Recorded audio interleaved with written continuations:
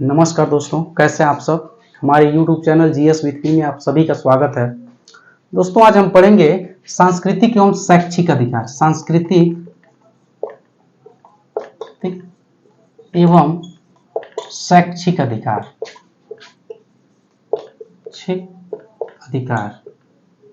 सांस्कृतिक एवं शैक्षिक अधिकार। पहले ये जानिए, आर्टिकल 29 और 30 है। ये सांस्कृतिक एवं शैक्षिक अधिकार आर्टिकल 29 और 30 है। पहले ये जान लीजिए संस्कृत एक अमूर्त पक्ष होता है। अमूर्त पक्ष होता है, ठीक है। जबकि वही सभ्यता क्या होता है, एक मूर्त पक्ष होता है, ठीक है। अमूर्त पक्ष जैसे विचार हो गया, विश्वास हो गया, विश्वास हो गया, ज्ञान हो गया। ये सब क्या होते हैं, ये संस्कृति होते हैं हमारे। ये हमारे संस्कृति होते हैं। जैसे विचार हो गया, विश्वास हो गया, ज्ञान हो गया, ये सब क्या होते हैं, हमारे संस्कृति होते हैं। मूल्य हो गया, ये हमारी संस्कृति है, ठीक है ना। संस्कृति जो होता है, जो संस्कृति होता है,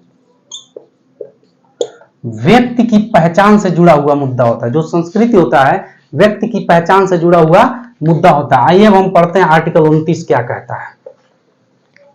आर्टिकल 29, आर्टिकल 29 क्या कहता है। आर्टिकल 29 अल्पसंख्यक हित के संरक्षण की बात करता है। अल्पसंख्यक हितों के, अल्पसंख्यकों के अल्पसंख्यक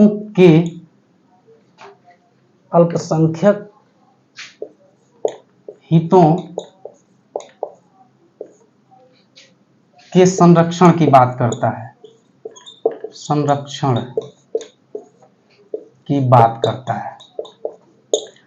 आर्टिकल 29 ये कहता है कि अल्पसंख्यक के हितों का संरक्षण होना चाहिए। जैसे कि 29(1) ये कहता है, 29(1) ये कहता है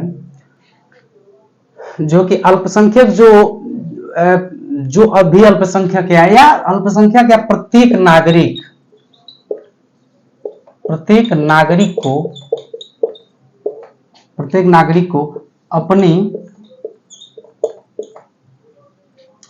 नागरिक को अपनी भाषा, लिपि एवं अपनी भाषा, लिपि एवं संस्कृत को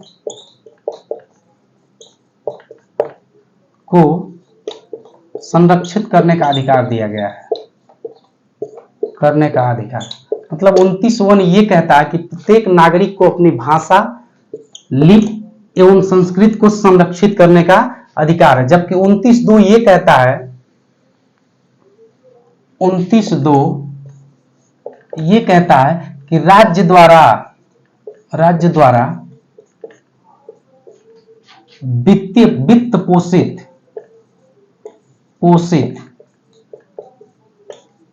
शिक्षण संस्थानों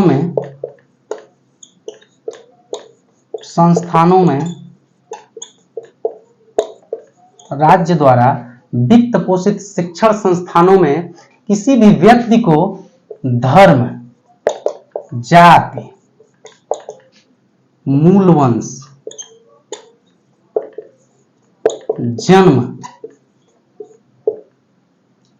जन्म स्थान, लिंग इत्यादि के आधार पर किसी भी राज्य द्वारा वित्त पोषित शिक्षण संस्थानों में धर्म स्थान, धर्म, जाति, लिंग, जन्म स्थान, मूल वंश इत्यादि के आधार पर प्रवेश से वर्जित नहीं किया जा सकता। प्रवेश से वर्जित नहीं किया जा सकता।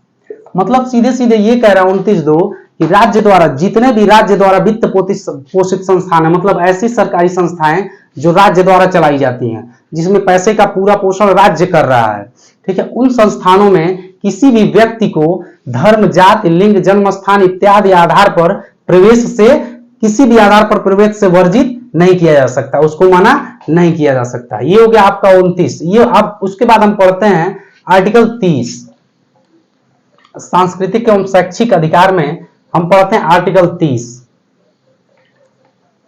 आर्टिकल 30 आर्टिकल 30 ये कहता है, आर्टिकल 30 ये कहता है अल्पसंख्यक समूहों को, अल्पसंख्यक समूहों को यह अधिकार होगा कि, अल्पसंख्यक समूह को यह अधिकार होगा कि वे अपनी रुचि के मतलब अपने पसंद के संस्थानों को, शिक्षण संस्थानों को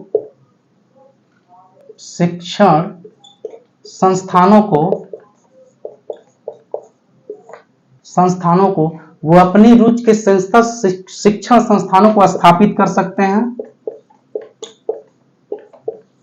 हैं और प्रशासित भी कर सकते हैं, उसको प्रशासित भी कर सकते हैं।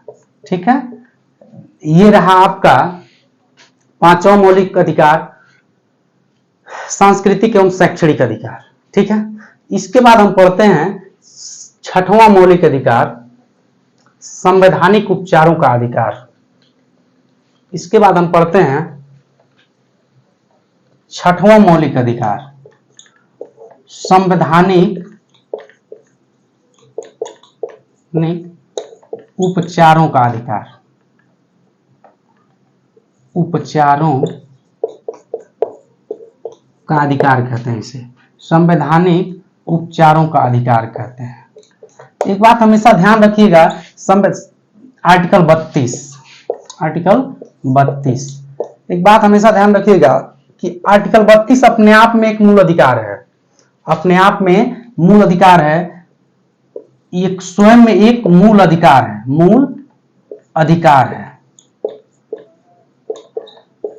आर्टिकल 32 को उपरोक्त सभी मूल अधिकारों को, जितने भी 5 मूल अधिकार हैं, उनका संरक्षणकर्ता कहा जाता है, संरक्षणकर्ता कहा जाता है, संरक्षणकर्ता कहा जाता है।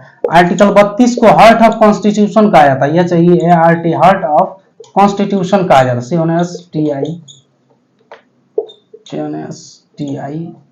CONSTITUTION constitutions.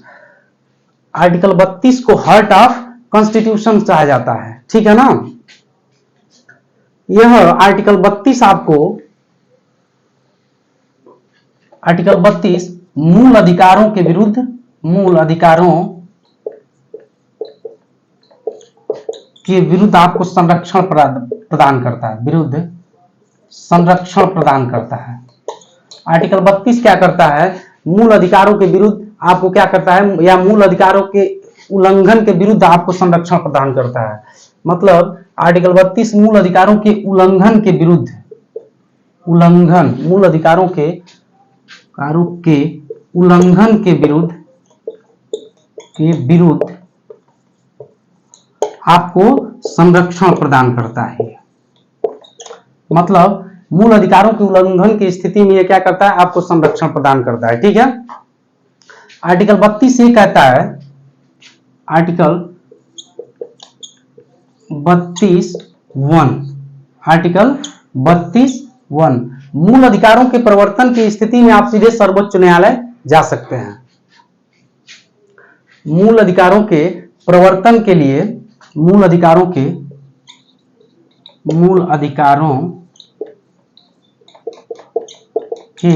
प्रवर्तन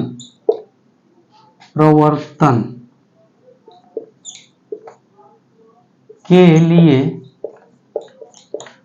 आप सीधे सुप्रीम कोर्ट, सर्वोच्च न्यायालय जा सकते हैं। मतलब मूल अधिकारों के प्रवर्तन के लिए आप सीधे सर्वोच्च न्यायालय में जाके क्या कर सकते हैं, अपील कर सकते हैं। यानी मूल अधिकारों के उल्लंघन की स्थिति में आप सीधे सीधे सर्वोच्च न्यायालय जा सकते हैं। वहीं आर्टिकल 32(2) ये कहता है, 32(2) कि 32(1) जब कहता है कि मूल अधिकारों के प्रवर्तन के लिए आप सीधे सीधे सर्वोच्च न्यायालय में जा सकते हैं, तो 32(2) ये कहता है इसके लिए सर्वोच्च न्यायालय, सुप्रीम कोर्ट निर्देश या रिट जारी कर सकती है, रिट जारी कर सकती है,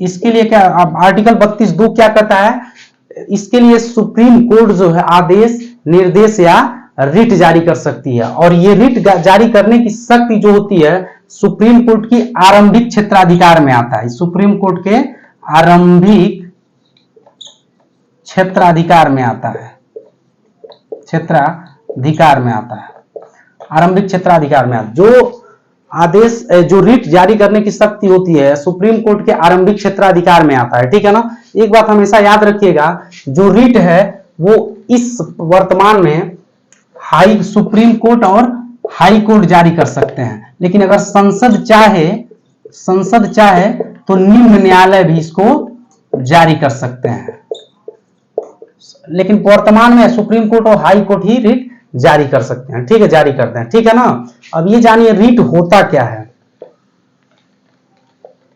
रिट क्या होता है।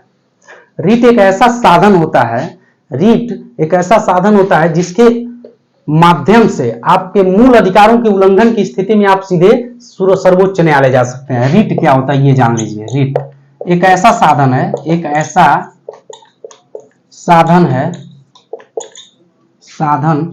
है जिसके द्वारा मूल अधिकारों के उल्लंघन की स्थिति में, मूल अधिकारों के उल्लंघन की स्थिति में आप सीधे सुप्रीम कोर्ट, सर्वोच्च न्यायालय जा सकते हैं। मतलब रिट एक ऐसा साधन है जिसके द्वारा आप अपने मूल अधिकारों के उल्लंघन की स्थिति में क्या कर सकते हैं, सीधे सीधे सर्वोच्च न्यायालय जा सकते हैं, ठीक है।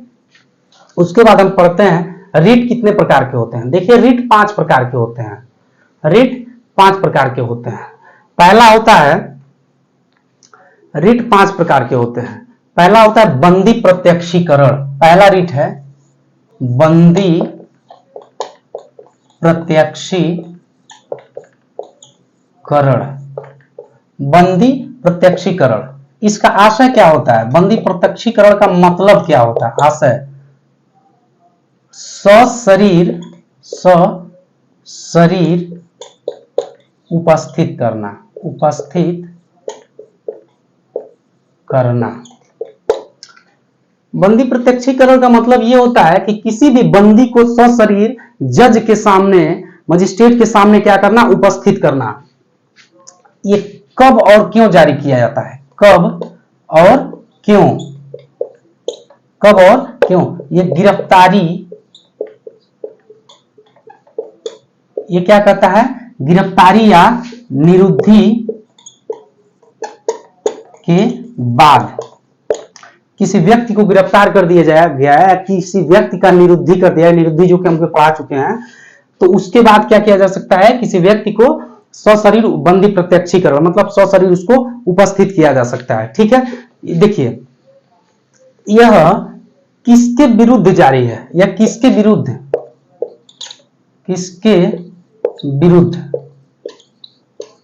यह किसके विरुद्ध होता है, तो सार्वजनिक प्राधिकारी के विरुद्ध, सार्वजनिक प्राधिकारी के विरुद्ध जारी किया जाता है। सार्वजनिक प्राधिकारी, हमेशा ये याद रखिए, बहुत इंपॉर्टेंट क्वेश्चन बनता है, हमेशा याद रखिएगा। सार्वजनिक प्राधिकारी के विरुद्ध भी जारी किया जा सकता है ये, और निजी व्यक्ति के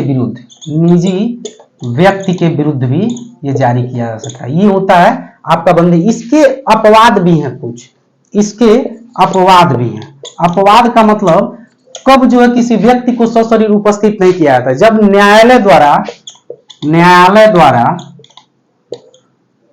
द्वारा किसी व्यक्ति को गिरफ्तार करने का आदेश दिया गया हो, गिरफ्तार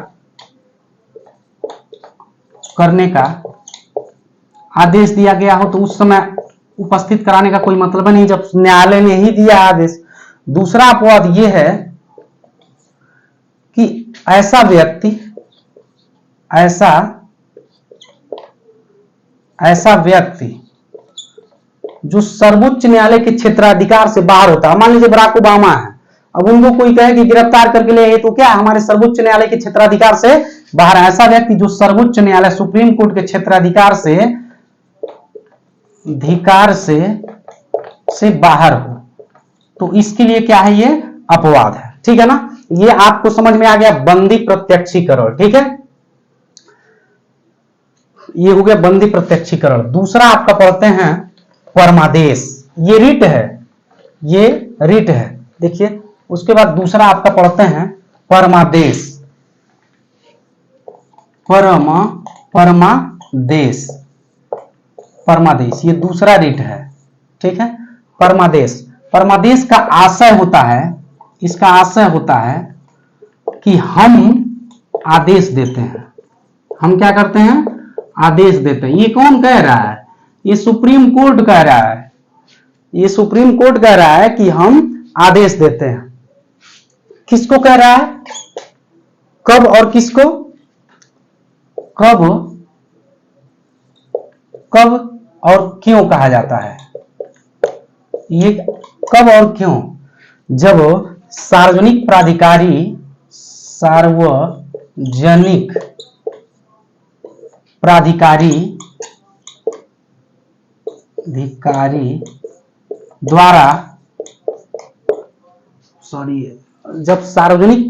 द्वारा जब सार्वजनिक प्राधिकारी द्वारा अपने कर्तव्यों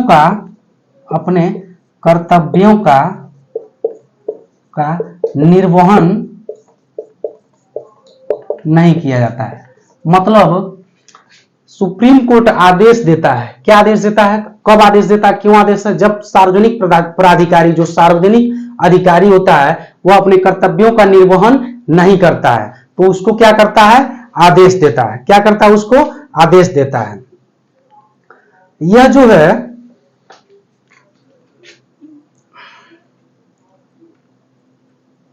किसके विरुद्ध जारी होता है, किसके विरुद्ध किसके विरुद्ध जारी होता है, सार्वजनिक प्राधिकारी के, मतलब लोक प्राधिकारी के ठीक है। इसके अपवाद भी हैं कुछ, हाँ इसके अपवाद हैं, इसके अपवाद हैं। जैसे यह राष्ट्रपति के विरुद्ध नहीं जारी किया जा सकता, राष्ट्रपति के विरुद्ध नहीं जारी किया जा सकता, राज्यपाल के विरुद्ध नहीं जारी किया जा सकता, निजी व्यक्ति के विरुद्ध नहीं जारी किया जा सकता। उसके बाद न्यायपालिका के विरुद्ध भी नहीं जारी किया जा सकता। ठीक है, ये मतलब राज्यपाल के विरुद्ध नहीं जारी किया जा सकता, ये निजी व्यक्ति के विरुद्ध, राष्ट्रपति के विरुद्ध नहीं जारी, न्यायपालिका के विरुद्ध भी नहीं जारी किया जा सकता है। ठीक है, अब आते हैं, पढ़ते हैं तीसरा रीट।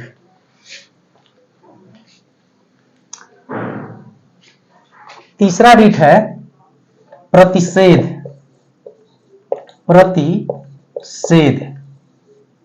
तीसरा रीट क्या है, प्रतिषेध। प्रतिषेध का मतलब होता है रोक देना। प्रतिषेध का मतलब होता है, क्या होता है, रोक देना। प्रतिषेध का मतलब होता है रोक देना या मना कर देना। कब और क्यों ये जारी किया जा सकता है, कब और क्यों जारी किया जा सकता है, जब निचली अदालत, ये तो समझ में आया, प्रतिषेध का मतलब है रोक देना या मना कर देना। जब निचली अदालत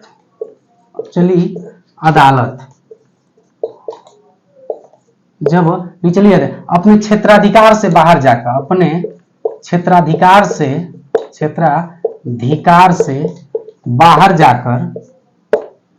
जाकर किसी मामले की सुनवाई करता है,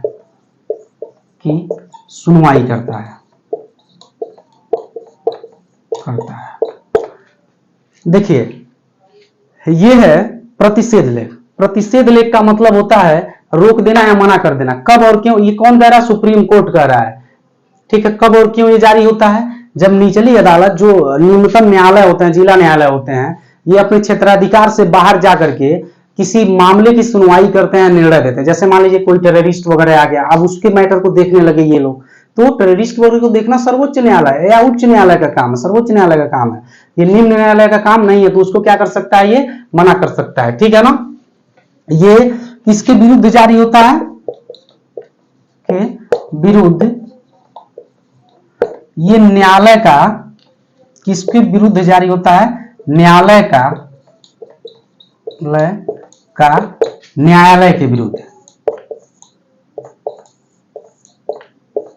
विरुद्ध, ये न्यायालय के विरुद्ध जारी किया जाता है, ठीक है। बस इतना ही है, ये न्यायालय के विरुद्ध जारी किया जाता है, बाकी सारा बवाल है, ठीक है। उसके बाद चौथा पढ़ते हैं उत्प्रेषण। चौथा पढ़ते हैं रिट, चौथा रिट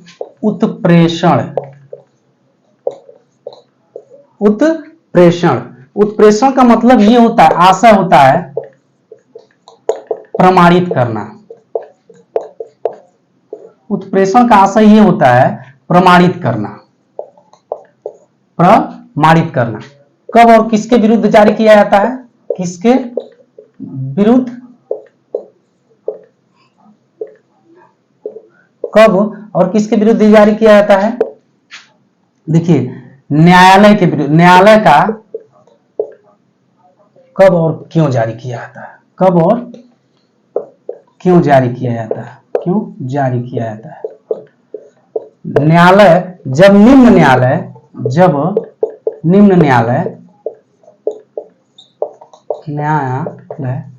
अपने अधिकार क्षेत्र से बाहर जाकर, अपने अधिकार क्षेत्र से बाहर जाकर कोई डिक्री या निर्णय दे देता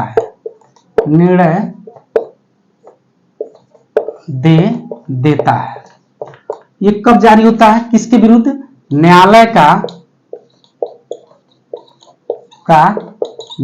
के विरुद्ध, न्यायालय के विरुद्ध,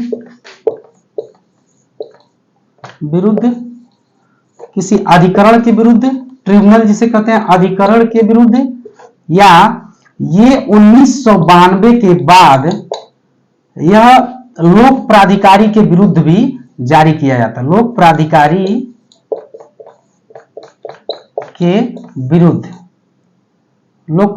के विरुद्ध भी जारी किया जाता है, ठीक है। इतना समझ में आया सबको। इसके बाद पांचवा रिट है,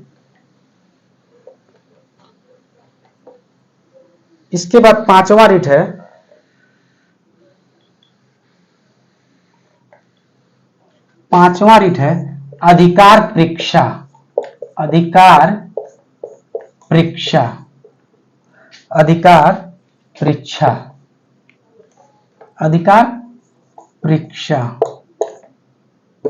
परीक्षा इस तरह से होता है, अधिकार परीक्षा का आशय ये होता है कि किस प्राधिकार से